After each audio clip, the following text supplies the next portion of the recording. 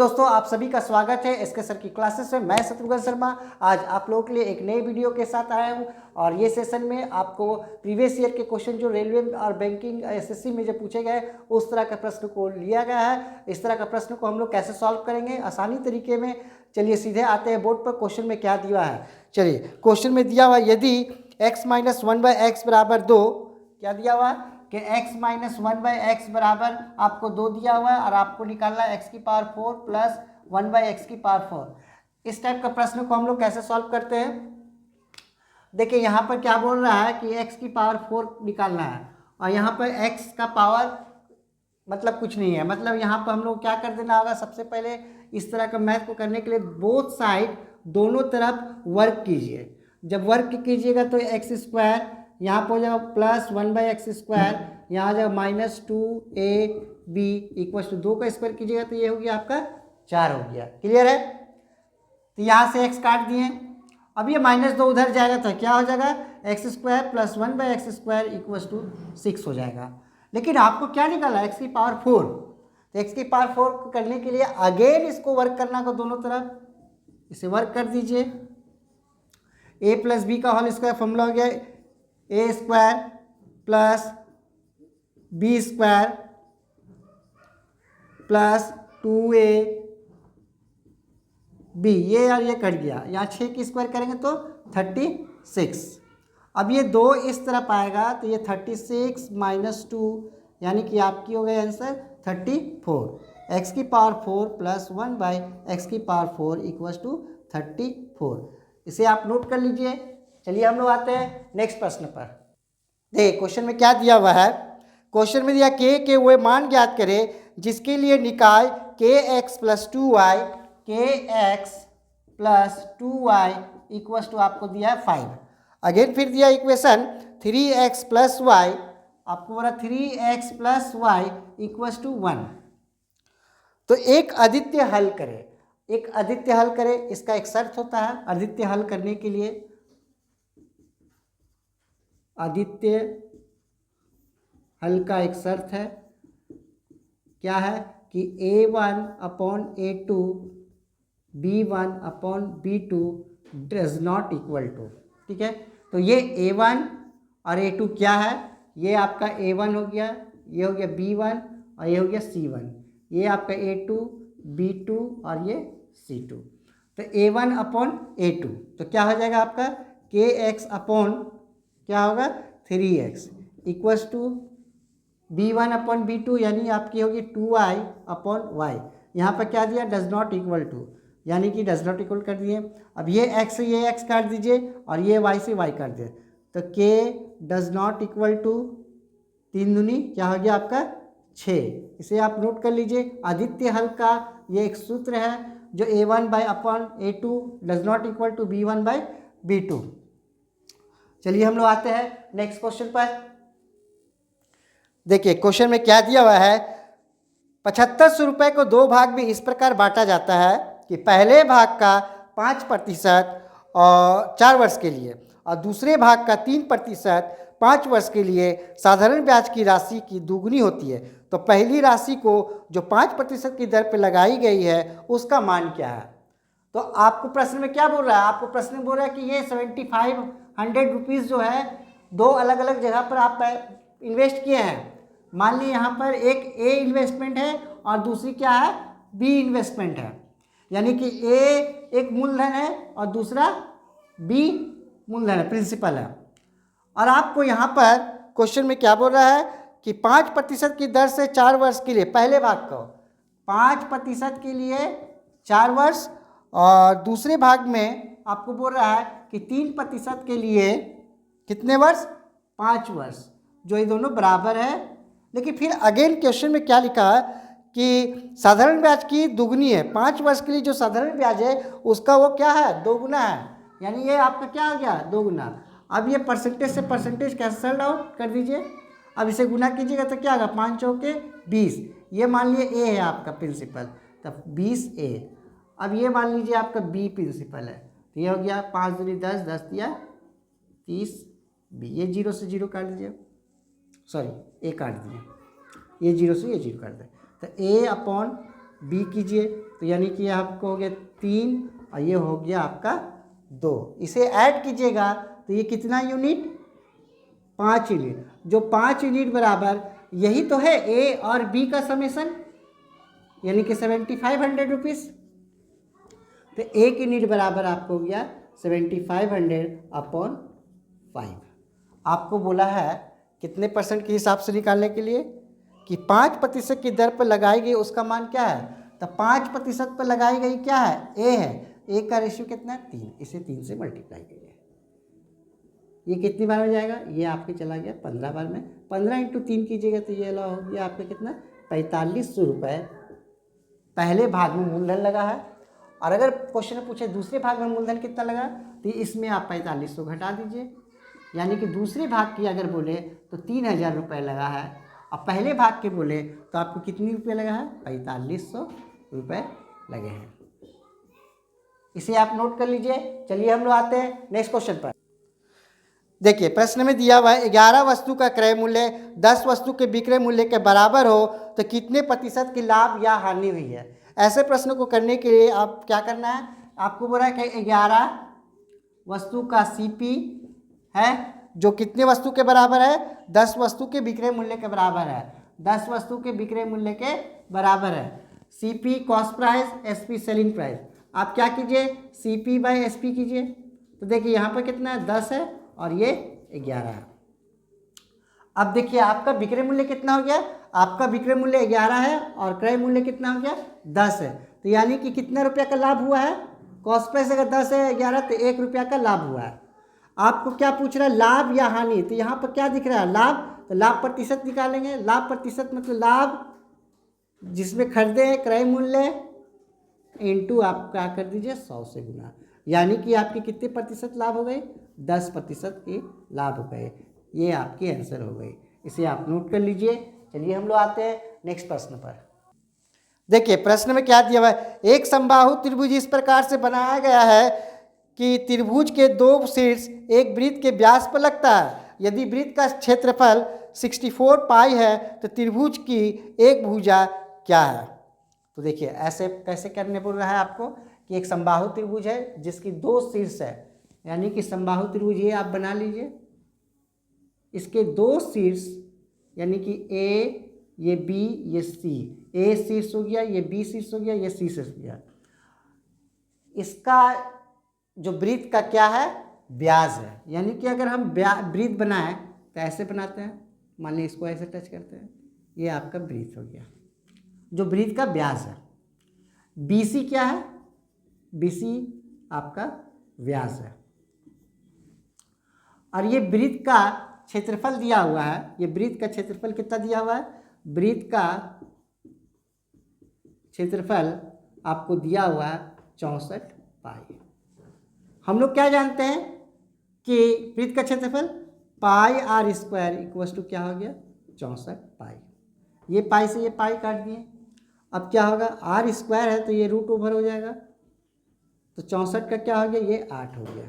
यानी कि अगर आर 8 है और आपसे पूछ रहा है कि समबाहु त्रिभुज की एक भुजा की लंबाई क्या है, तो समबाहु त्रिभुज की ये भुजा है ए बी, ये क्या है ए सी, और ये क्या है बी सी है। तो समबाहु त्रिभुज का तीनों भुजा बराबर होता है। तो यानी कि ये अगर आर है, यहाँ से वृत्त का क्या हुआ, ये वृत्त है, तो इसकी आर निकाला है 8, तो यानी ये वृत्त को टच करेगा तो ये भी आर हो जाएगा सेंटर से ये दोनों। यानी कि ये कितना हो गया, ये अगर 8 है तो ये भी 8 है। तो आपको बी सी मैंने बी सी इक्वल्स टू क्या हो गया 2r, तो 2r इंटू 8 ये हो गया आपका 16, जो क्या है एक समबाहु त्रिभुज का एक भुजा है। एक समबाहु त्रिभुज का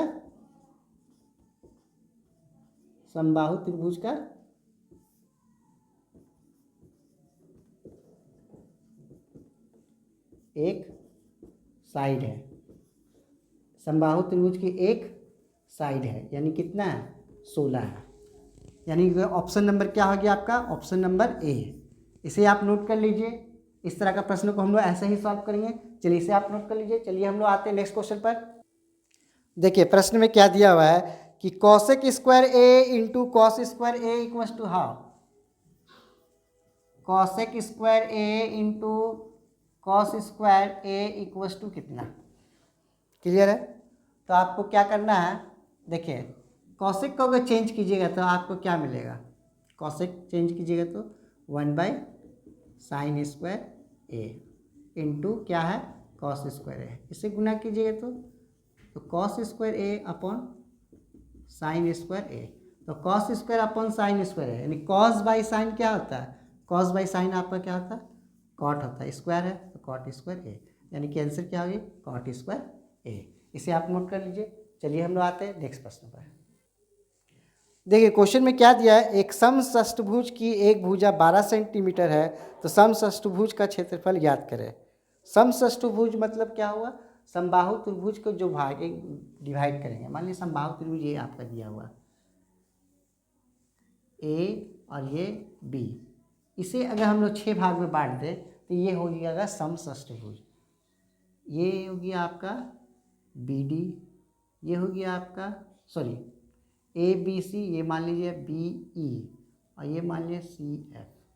अब देखिए आपका 1 2 3 4 और ये आपका हो गया ये, यानी कितना हो गया 1 2 3 4 5 और ये 6, ये समषष्टभुज मान लीजिए 6 बराबर, यानी कि समषष्टभुज का क्षेत्रफल बराबर क्या होगा, जो समबाहु त्रिभुज का क्षेत्रफल होता है, समबाहु त्रिभुज का क्षेत्रफल वो सबको जानते हैं, √3/4 इंटू क्या होता है भुजा का स्क्वायर, यानी ए का स्क्वायर भी बोल सकते हैं। समबाहु त्रिभुज का क्षेत्रफल √3/4 इंटू भुजा का स्क्वायर होता है, लेकिन आपसे क्या पूछ रहा है समषष्टभुज का क्षेत्रफल क्या है, तो इसकी भुजा क्या है, इसकी भुजा 12 है, तो यानी कि समषष्टभुज की भुजा एक भुजा कितना 12 और समषष्टभुज का क्षेत्रफल क्या होता है इंटू 6, ठीक है। तो 6 साइड दिया हुआ आपको कितना 12, इसे 12 इंटू 12 कर दीजिए। अब इसे काट दीजिएगा तो 4 तिया 12, अब 12 तिया 36, 36 छक 216 √3 जो यूनिट होगा आपका स्क्वायर में होगा। इसे आप नोट कर लीजिए, समषष्टभुज का क्षेत्रफल क्या हो गया √3/4 इंटू साइड का स्क्वायर, षष्टभुज यानी 6 से गुना। चलिए हम लोग आते हैं नेक्स्ट क्वेश्चन पर। देखिए ऐसा प्रश्न को हम लोग कैसे सॉल्व करेंगे, आपको क्वेश्चन में क्या दिया हुआ है कि साइन थीटा इक्वल्स टू आपको दिया हुआ है 5/13 दिया हुआ है, आपको क्या निकालना है कॉस थीटा। जब भी ऐसा प्रश्न दिया रहा है तो आप क्या कीजिएगा राइट ट्राइंगल बना लीजिए, यानी कि समकोण त्रिभुज बनेंगे। तो साइन बराबर क्या होता है, साइन बराबर लंब बाय कर्ण होता है, लंब बाय कर्ण होता है। तो लंब आपको मान लीजिए ए, ये बी, ये सी एक त्रिभुज है, तो लंब आपको ये 5 है और कर्ण आपका 13 है। तो हम लोग इस चीज़ को बेस बोलते हैं, तो बेस स्क्वायर इक्वल्स टू क्या हो जाएगा पी का स्क्वायर बाय एच का स्क्वायर। तो पी मेरा परपेंडिकुलर कितना है 5, 5 का स्क्वायर कीजिएगा तो कितना होगा 25, और हाइपोटेन्यूस कितना है 13, 13 का स्क्वायर कीजिएगा तो क्या होगा 169। लेकिन आपको बेस निकालना है, तो बेस निकालने के लिए आप क्या कीजिएगा बेस निकालना है, तो कर्ण से ये माइनस हो जाता है, क्या हो जाता है कर्ण से ये माइनस हो जाता है, आधार का स्क्वायर इक्वल्स टू कर्ण का स्क्वायर माइनस लंब का स्क्वायर। तो कर्ण आपको दिया हुआ 13, 13 के स्क्वायर कर दीजिए और ये 5 के स्क्वायर कर दीजिए, 169 माइनस 25 इक्वल्स टू 144। यहाँ से स्क्वायर हटाइएगा तो इसके ऊपर रूट गिरेगा, क्लियर है। तो यानी कि ये हो गया क्या आपका 12। अब कॉस थीटा निकालना है, तो लाल कक्का आधार बाई कर्ण, तो आधार आपका क्या है आधार आपका 12 है और कर्ण आपका 13, यानी कि cos theta equals to 12/13 answer. इसे आप नोट कर लीजिए। चलिए हम लोग आते हैं नेक्स्ट क्वेश्चन पर। देखिए क्वेश्चन में क्या दिया हुआ कि a की power x plus y equals to a की पावर 6, एक दिया हुआ इक्वेशन, और दूसरा आपको बोल रहा y से x 2 अधिक है, यानी कि आपको दूसरा इक्वेशन क्या बोल रहा है x minus y equals to 2 है, ठीक है। अब देखिए ये बेस a है और ये बेस ये है, ये ऐसे काट सकते हैं हम लोग। तो x plus y equals to क्या हो गया आपका 6 हो गया, x minus y equals to क्या दिए 2 दिए, इसे काट दिए, ये प्लस में ये माइनस में काट दिए, ये हो गया 2x इक्वस टू 6 2 8, 2 से काट दी 4। यानी कि आपको क्या निकालना था, आपको x का मान ज्ञात करना था। तो x का मान क्या हो गया आपका, x का मान हो गया 4 है, ऑप्शन नंबर डी। अगर आप ऑप्शन से भी इसे पुट करके बना सकते थे कोई बात नहीं, लेकिन आप इसे क्वेश्चन को ऐसे सॉल्व कीजिए। चलिए हम लोग आते हैं नेक्स्ट क्वेश्चन पर।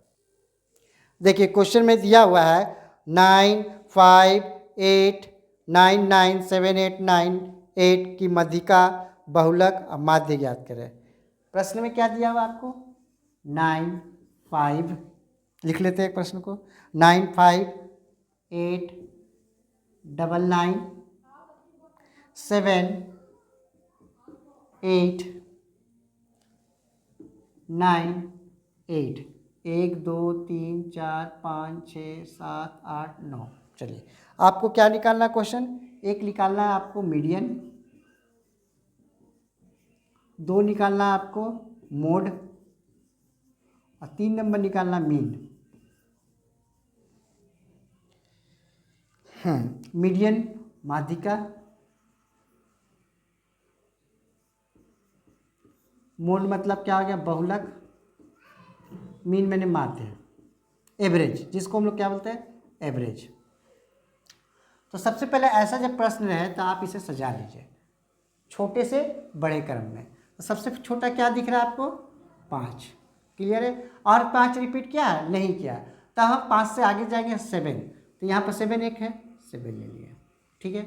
7 के बाद देखिए 8 के ठो है 1 2 और ये 3, 1 2 और ये 3। अब आपको 9 देखना है, 9 के ठो 1 2 3 4, 1 2 3 और ये 4।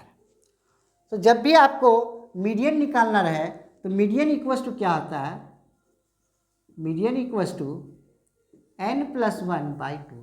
n कितनी हो गई 1 2 3 4 5 6 7 8 9, यानी कि पद निकालें तो 9 प्लस 1 ऐसे निकालने के 9 प्लस 1/2, यानी कि 5वां पद हुआ ये, ठीक है। टर्म, सॉरी यहाँ पर क्या लिखना है टर्म, यहाँ पर टर्म लिखे, यानी कितना हो गया ये 5वां पद, यानी कि मीडियन इक्वस टू आपका क्या हो जाएगा तब, मीडियन 5वां पद मतलब यहाँ से 5 पद 1 2 3 4 5, यानी कि आपके आंसर क्या हो गए 8 आंसर हो गए, क्लियर है। देखिए सबसे पहले क्या कीजिएगा टर्म निकालिएगा, टर्म निकालने के बाद जो टर्म आएगा वही आपका मीडियन होगा। आपको क्या बोल रहा है बहुलक निकालना है, बहुलक, बहुलक मतलब मोड। बहुलक किसे बोलते हैं, जिसमें सबसे ज़्यादा बार किसका रिपीटेशन हुआ इस नंबर में, तो सबसे ज़्यादा बार रिपीटेशन कितना बार हुआ 9 का 4 बार हुआ, तो यानी कि बहुलक क्या हो गया 9 हो गया, ठीक है आंसर।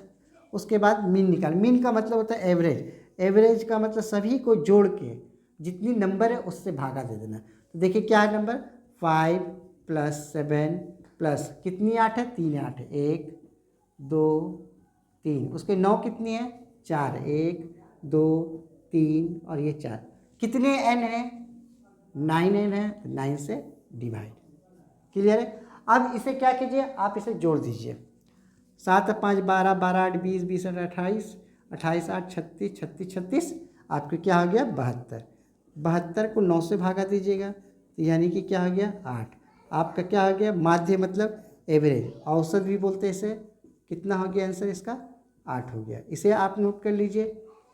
देखिए आशा करते हैं कि इस वीडियो से आप लोगों को बहुत लाभ हुआ हो, और इसी टाइप का वीडियो को पाने के लिए मेरे चैनल को सब्सक्राइब कीजिए, लाइक कीजिए, शेयर कीजिए।